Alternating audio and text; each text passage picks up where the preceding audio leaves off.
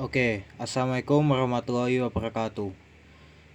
Jadi di sini teman-teman, saya akan menjelaskan tentang analisis basis data dan artificial intelligence, yaitu AI. Menjelajahi basis data dan AI dalam sistem modern. Sebelum masuk ke materinya, perkenalkan dulu, nama saya Karim Muhammad Syafi'i dari kelas 10 RA dan nomor absen 19. Oke, lanjut ke soalnya. Soal pertama yaitu analisis entitas. Sebuah sistem AI dirancang untuk merekomendasikan buku di perpustakaan sekolah.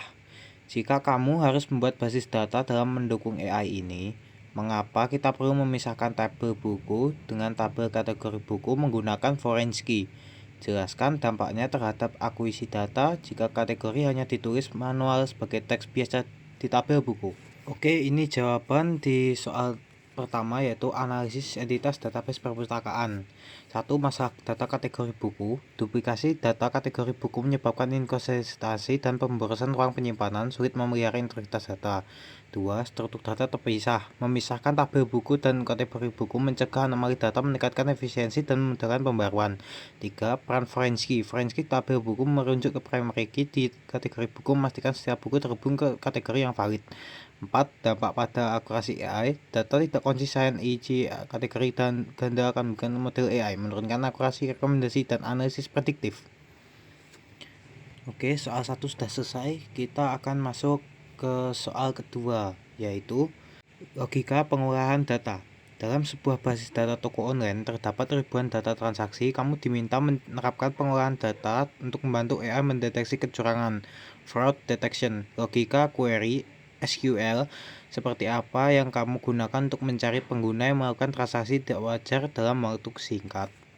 Oke, kita akan memasuki babak penjelasan untuk soal kedua, yaitu deteksi transaksi mencurigakan. Deteksi anomali transaksi online. Sistem menganalisis pola perilaku pengguna seperti lokasi perangkat dan waktu akses. Perubahan signifikan dianggap potensi ancaman. Diidentifikasi lebih cepat dengan machine learning dan AI.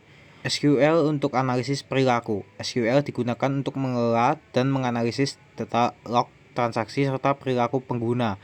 Ini mencakup pemantauan sumber daya database dan pola eksekusi query untuk identifikasi kebiasaan.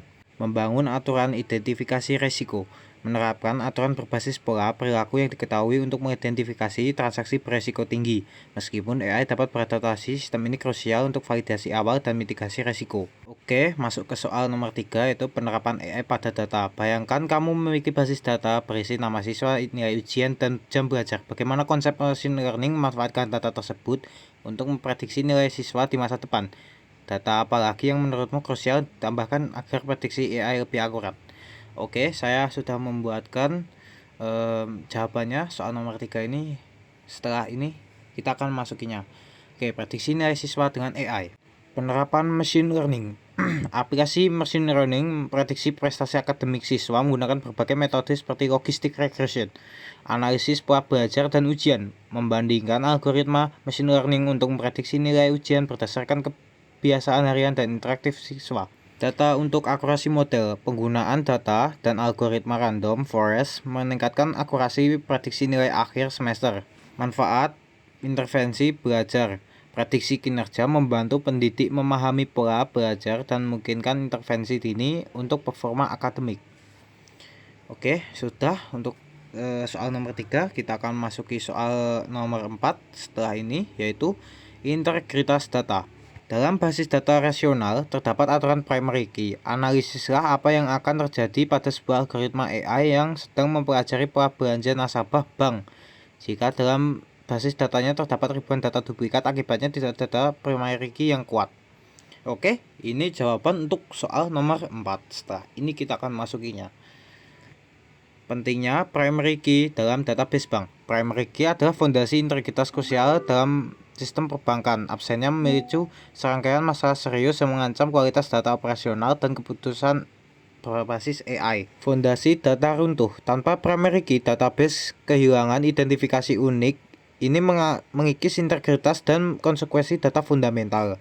Duplikasi transaksi memungkinkan entry data ganda seperti transaksi berulang menyebabkan kekacauan finansial dan laporan yang tidak akurat. AI salah membaca pola, data tidak konsisten atau duplikat mengaburkan pola. Model AI dilatih dengan biasa menghasilkan insight menyesatkan.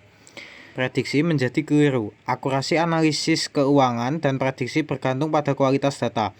Keputusan strategis bank beresiko tinggi.